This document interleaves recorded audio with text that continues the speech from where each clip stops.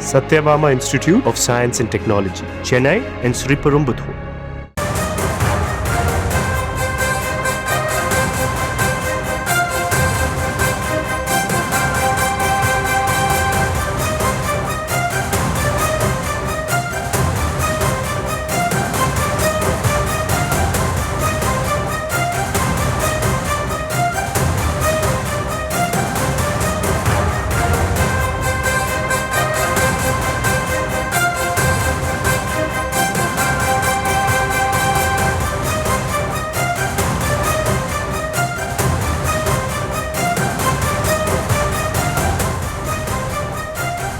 அண்மை செய்தியாக பார்த்து வருகிறோம்.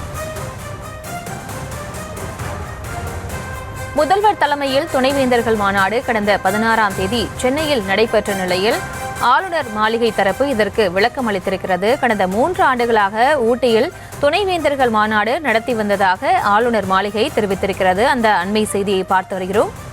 விவரங்களோடு இணைகிறார் செய்தியாளர் ராஜேஷ். ராஜேஷ், வணக்கம். விவரங்களை வழங்கலாம். பிரியங்கா, வணக்கம். வரும் 25 மற்றும் 26ஆம் தேதியில் ஊட்டியில் அனைத்து துணைவேந்தர்கள் மாநாட்டிற்கு தமிழக ஆளுநர் மாளிகையிலிருந்து அழைப்பு விடுக்கப்பட்டிருக்கிறது. வரும் 25, 26 ஆகிய 2 நாட்கள் இந்த மாநாடு நடைபெற உள்ளது. எனவே இந்த மாநாட்டில் சிறப்பு அழைப்பாளராக குடியரசு துணைத் தலைவர் ஜெகதீப் தன்கருக்கு அழைப்பு விடுக்கப்பட்டுள்ளது.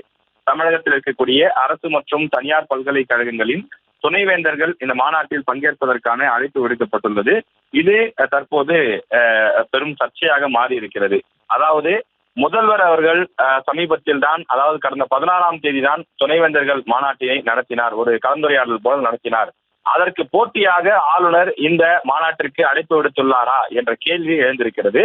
எனவே இது தொடர்பாக ராஜ்பவனில் இருக்கக்கூடிய சில அதிகாரிகளிடம் நாம் தொடர்பு கொண்டு கேட்டபோது அவர்கள் சில விளக்கங்களை நமக்கு கொடுத்திருக்கின்றார்கள். அவர்கள் சொன்ன தகவல் என்னவென்றால், இந்த மாநாடு என்பது ஒவ்வொரு ஆண்டும் நாங்கள் நடத்துவது.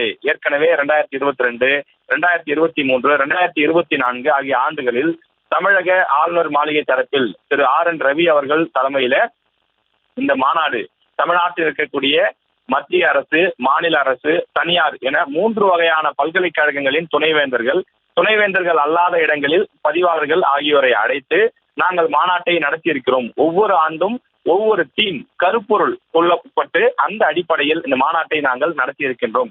எனவே அந்த அடிப்படையிலே தான் இந்த ஆண்டும் மாநாட்டிற்கு அழைப்பு விடுக்கப்பட்டுள்ளது என்று குறிப்பிட்டிருக்கிறார்கள். அதே போல ஏன் துணை குடியரசுத் தலைவரை அழைத்தீர்கள் என்ற கேள்விக்கு, ஒவ்வொரு ஆண்டும் ஒவ்வொரு சிறப்பு அழைப்பாளர்கள் அழைக்கப்படுவது வழக்கம். கடந்த ஆண்டு UGC உறுப்பினர் ஒருவர் சிறப்பு அழைப்பாளராக அழைக்கப்பட்டார். அது மட்டும் இல்லாமல் குடியரசுத் தலைவர் ஒரு வீடியோ கான்பரன்ஸ் மூலமாக ஒரு உரையும் கொடுத்திருந்தார். அந்த வகையில் துணை குடியரசுத் தலைவர் அழைப்பு விடுக்கப்பட்டிருக்கிறார். அவர் சிறப்பு அழைப்பாளராக இந்த மாநாட்டை தொடங்கி வைக்க இருக்கிறார் என்று குறிப்பிட்டிருக்கிறார்கள். எனவே 2 நாட்கள் மாநாடு ஊட்டியிலே நடைபெற இருக்கின்றது. தொடர்ந்து 3 ஆண்டுகளாக நடைபெறும் நிலையில் 4வது ஆண்டாக இந்த ஆண்டு நடத்த திட்டமிட்டுள்ளோம் என்றும் தெரிவித்திருக்கிறார்கள். மேலும் அவர்கள் தரப்பிலே சொல்லப்பட்டிருக்கக்கூடிய விஷயம் என்பது, ஆளுநர் தமிழக பல்கலைக்கழகங்களுடைய வேந்தராக இன்னும் தொடர்கிறார் என்று குறிப்பிட்டிருக்கிறார்கள். அதாவது சமீபத்தில் சில தகவல்கள் வெளியிலே வந்தது.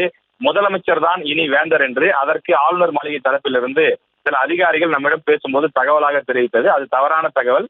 சில ஊடகங்களில் தவறாக வெளியிட்டீர்கள் என்றும் அவர்கள் தெரிவித்திருக்கிறார்கள்.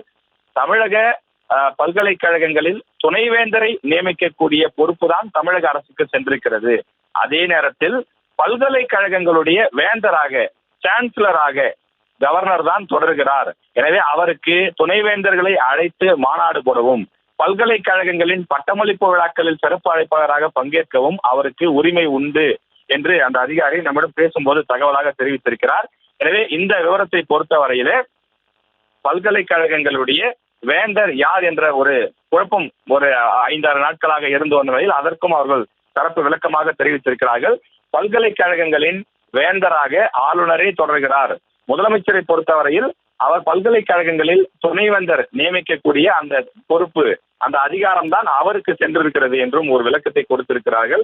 எனவே இந்த விவகாரத்தை பொறுத்தவரையிலே அவர்கள் இந்த துணைவேந்தர்கள் மாநாட்டிற்கு அழைப்பு விடுப்பதற்கும் சிறப்பு அழைப்பாளராக துணை குடியரசுத் தலைவரை அழைப்பதற்கும் தார்மீக உரிமை உண்டு.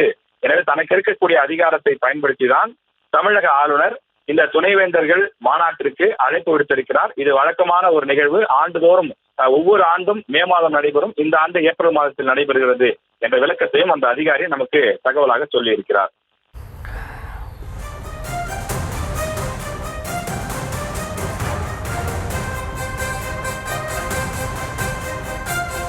விவரங்களுக்கு நன்றி Rajesh. Satyabama Institute of Science and Technology, Chennai and Sriperumbudur.